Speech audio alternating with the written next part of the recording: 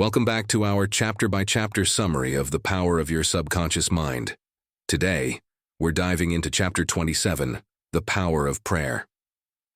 In this chapter, Dr. Murphy explores the deep connection between prayer and the subconscious mind, showing how prayer can be a powerful tool for manifesting positive change in our lives. Dr. Murphy explains that prayer is more than just a religious ritual.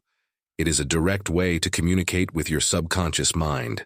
When you pray with faith and belief, you are impressing powerful ideas and intentions on your subconscious that can lead to miraculous changes in your life. He emphasizes that for prayer to be effective, it must be focused and believed.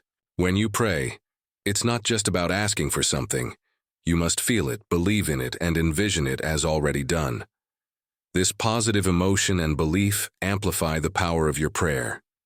Dr. Murphy shares a method of prayer that involves affirmations and mental imagery.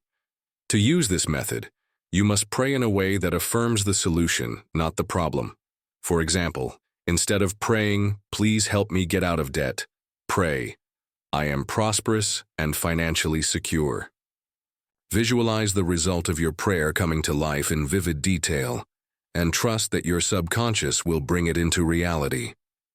The key takeaway: prayer is a powerful tool for aligning your conscious desires with your subconscious mind. By praying, with faith, belief, and visualization, you can harness the full power of your subconscious to create positive change in your life.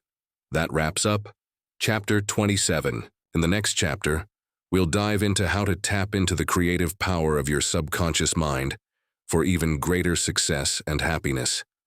Like, comment, and subscribe. And don't miss the next chapter of this transformative series.